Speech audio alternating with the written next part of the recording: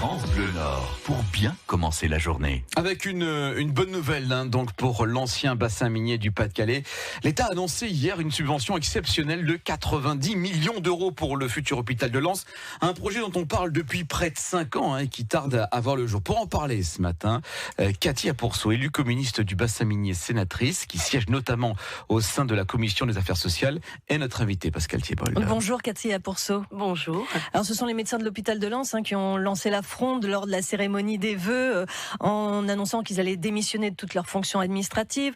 Vous avez emboîté le pas en co-signant avec le maire de Lens et le président du conseil d'administration un courrier. Il y avait quoi dans ce courrier d'ailleurs ? Il y avait évidemment une demande à Madame Buzyn d'une précision sur quand est-ce qu'allait se faire cet hôpital de Lens, puisque vous le disiez, ça fait 5 ans que nous sommes sur ce projet. Nous n'avons pas attendu la fronde des docteurs, que je souligne d'ailleurs, et qui a certainement été un des effets dans cette prise de décision rapide de Madame Buzyn, mais avec les élus, les personnels de l'hôpital, les syndicalistes, il y a plusieurs années que nous nous mobilisons. Alors, pourquoi sur justement cet hôpital a tant de retard ? On parle de 5 ans, c'est énorme. Qu'est-ce qui s'est passé ? Alors, cet hôpital a du retard parce qu'il y a eu un premier projet qui était évalué à 280 millions d'euros. Ensuite, on nous a demandé de travailler au numérique. Donc, le projet a été fait en tenant compte donc de ce numérique. Il est passé à 304 millions d'euros. 104 millions d'euros nous étaient déjà accordés par l'État, 90 en plus. Et comme vous le dites, je regrette que ce projet est entraîné dans les tiroirs du ministère.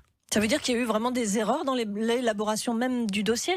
Non, il n'y a pas. Je pense qu'il n'y a pas eu d'erreur dans l'élaboration du dossier, mais je pense qu'il a fallu évidemment que nous montions au créneau très fortement pour obtenir ce projet, qui n'était certainement pas dans les priorités du ministère. Pourtant, on sait que l'ancien bassin minier est quand même une zone en termes de santé qui est sinistrée. Il y avait une urgence. Il y a une urgence toujours à Lens. Ah ben, il y a plus qu'une urgence. Il y a plus qu'une urgence. Je rappelle quand même que c'est un bassin d'emploi de plus de 800 000 habitants, le bassin minier, que cet hôpital de Lens a vu au fur et à mesure des lits fermés, qu'il a vu des services fermés. D'ailleurs, le service pneumologie a fermé dans cet hôpital de Lens, une mortalité de plus de 38% dans ce secteur. Donc il était évidemment temps que cet hôpital se fasse, parce que nos populations n'en peuvent plus. On a bien vu les urgences qui débordaient.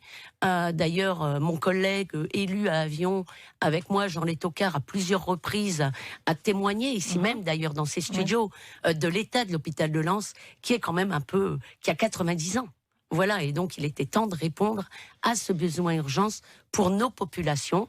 Je pense que aujourd'hui, ce projet, nous le méritons, et c'est dommage que nous ayons. Il aura fallu que nous nous battions énormément pour pouvoir l'obtenir. Il est 8h10, vous êtes dans France Bleu Matin, c'est notre invité. Nous recevons Cathy Apourceau, élue communiste du bassin minier et sénatrice, notre invitée ce matin, jusqu'à 7h55. Alors, 90 millions d'euros donc débloqués exceptionnellement.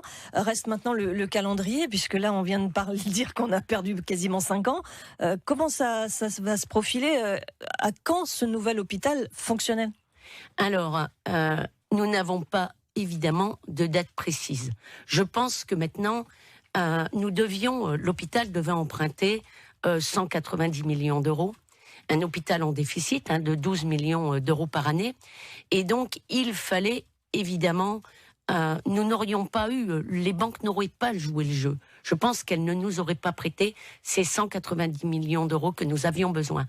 Et c'est pour ça qu'il y a eu cette enveloppe exceptionnelle, puisque aujourd'hui, donc, nous n'allons emprunter que 100 millions d'euros au lieu de 190 à l'origine. Donc, je pense que maintenant, ça va aller vite. La preuve, il y a une équipe qui est nommée. Je ne sais pas combien de temps il va falloir pour que cet hôpital soit réalisé et fonctionnel. Ça se compte en termes d'années, de toute façon. Oui, je pense que ça se compte en termes d'années. Je ne sais pas si ça sera 3, 4 ans. Je pense que on devrait pouvoir aboutir pour 2024. Mais en tous les cas, maintenant, il faut vite que ça démarre. C'est sur les rails. Dans son communiqué, la ministre de la Santé explique qu'une task force, c'est assez moche comme nom, hein, une équipe de direction va être mise en place pour monter le dossier. Le directeur qui était aux commandes jusqu'à présent est donc un peu le fusible, c'est ça? Vous pensez que il paye les pots cassés? Écoutez, d'abord, la ministre, les mots qu'elle emploie, ça ne regarde qu'elle. Hein. Moi, je suis d'ici, du Pas-de-Calais, et dans le Pas-de-Calais, on n'emploie pas ce genre de mots pour désigner tout compte fait nouvelle équipe. Hein, elle pouvait simplement dire nouvelle équipe, mais bon, ça n'engage qu'elle. Hein. Ce sont si des elle a éléments de langage, décidé de parler anglais, voilà, c'est comme ça. En tous les cas, bon, voilà, c'est ça, c'est la décision qui a été prise. Je pense que M. Mackowiak s'exprimera sur ce sujet. Qui dirigeait l'hôpital jusqu'à présent. Je le laisse évidemment s'exprimer sur ce sujet. Ce n'est pas à moi de dire ou de ne pas dire si c'est une bonne chose. En tous les cas, je trouve que la lettre qui nous a été envoyée est un peu...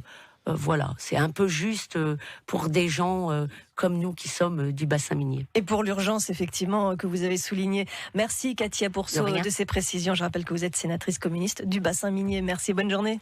Merci beaucoup, au revoir et bonne journée. Il est 7h50.